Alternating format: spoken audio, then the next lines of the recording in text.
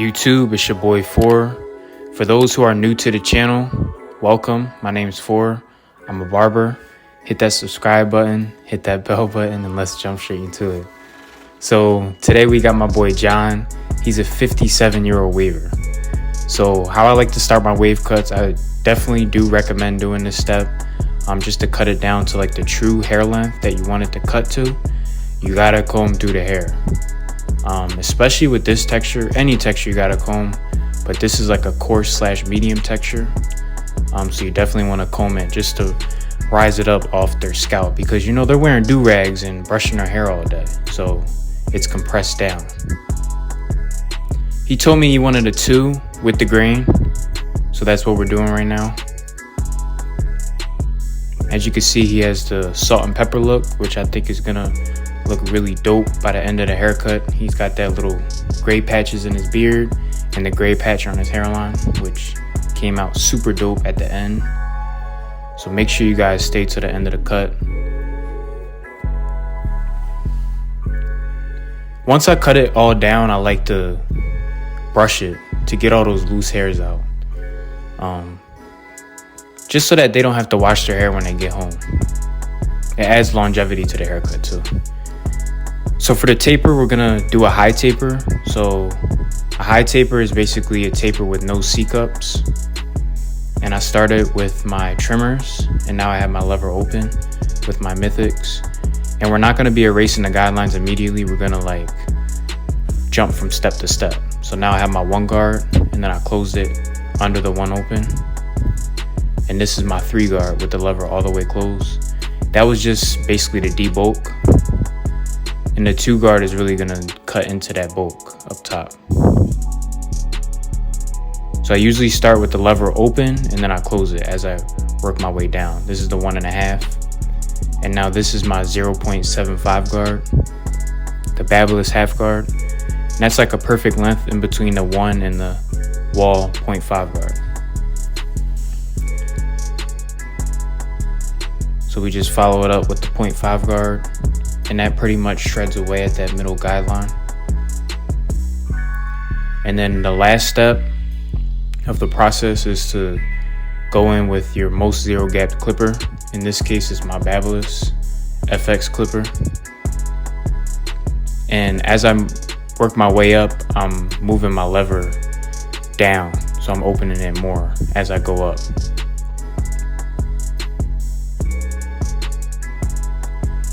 And then we're just gonna quickly fade his beard in, making sure not to take the fade too low. You don't wanna cut into their beard. You just wanna like graze it and fade it into the beard. And for the other side, this side was much easier. You're always gonna have an easy side to the taper and then a more difficult side. This is usually the case with everyone. It's just the way their hair grows. So this side, it just cut easier, as you can see. Like the guidelines were just shredding easily. For the back, it's the same thing, but we are gonna have to keep it much lower. So we're gonna try and keep it below those waves in the back and the crest of his head. So we're doing the same steps, lever open, and now I have my 1 guard. And notice how I'm like scooping out in this step because of the waves right there. I'm not really trying to cut into them, but you do have to just a little bit. So with my 2 guard, I'm like scooping out, like a scooping motion, just so that it doesn't cut as harsh. So now I have my 0.75 guard. I skipped the 1.5 guard. I will use it at the end. And this is my half guard. And right there, you guys kind of see the different hair growth patterns right there. That was an issue, but we eventually got it out. Just notice how I'm like tilting my clipper blade to different sides. Then I just use the 1.5 to kind of clear out that area. And for the shape up in the back, it's pretty straightforward. With a waver, they're always gonna have some sort of light spots, either in their hairline, near the back of their neck. That just comes with the territory of waves, you know. Waves are laid down curls. Curls are clumps of hair that grow in an S motion. So So for the hairline, we're just gonna prep it just a little bit. There's not really much that goes into it. I just like to cut it down a little bit. I started with my 1 guard, then I had my 1.5. Spray a little bit of hairspray, and then just blow dry it. But you don't have to use like shaving cream and all that extra stuff that a lot of these barbers use. It's really unnecessary, and it's honestly just a waste of time. You're either gonna get a crispy line or you're not. It's that simple. It's all about the clippers, and the environment you're cutting in. If you're cutting in a hot environment, it's really hard to get a crispy line. But yeah, and how full their hairline is. It's so many factors that go into it. But as you can see, for the shape up, he has a pretty full hairline. He does have that gray patch, and we're not going to enhance that part just because I think it adds character to the haircut, which I like. So for the vertical bars, I kind of had trouble on this side a little bit. This was the easier side to the lineup. So just how I said there's an easy and hard side to the tapers, it's the same thing with a lineup. You're always going to have a more fluent side, a side that's just easier to do. This is the easier side right here.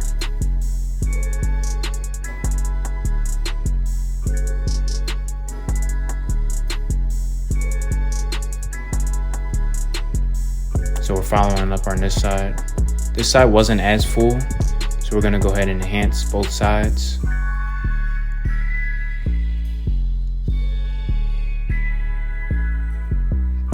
And the enhancements that I use is Tomb 45. Shout out to them. I use the darkest brown color. And after I spray enhancements, I like to go follow it up with my liners just to make sure it's locked in. And this is a step I started doing recently. This video is about 2 months old, but I add a pencil ash line to the vertical bars just to add more character to the haircut. I don't really like adding pencil to the full hairline, but to the vertical bars, I feel like it makes the taper pop.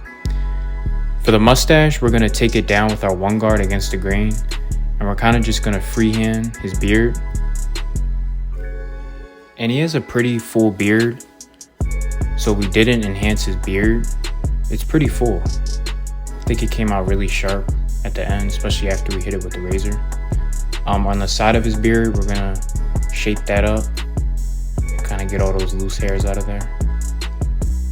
He did kind of want to keep that scruffy look on the beard, but he just wanted it cleaned up around it and trimmed just slightly.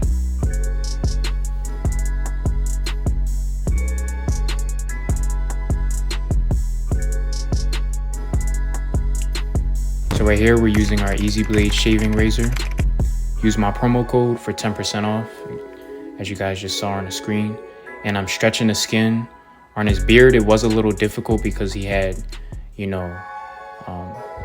his face. So you gotta stretch it. There's different curvatures in everyone's face. But the main part about the razor is keeping that blade at that angle and not cutting their skin, of course. So right here, we're shaving his ears. And I don't really offer this to a lot of my clients because they don't need it. But since this gentleman is older, my client's older, so definitely gonna hook him up right here. And if you guys wanna purchase this, you can use my promo code for Stylecraft, the 4th Ken also, for a 10% discount. That's where I got this nose and ear trimmer from. And it gets the job done. You can press hard, it's a good product. And finally, for the haircut, we're gonna freehand trim the top. This adds the finishing touches to it. Make sure all the loose hairs aren't sticking up.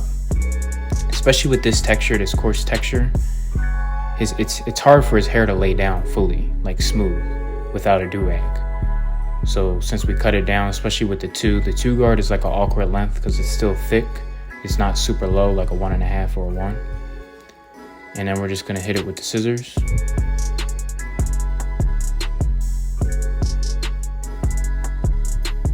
And now I'm just adding some hydration spray.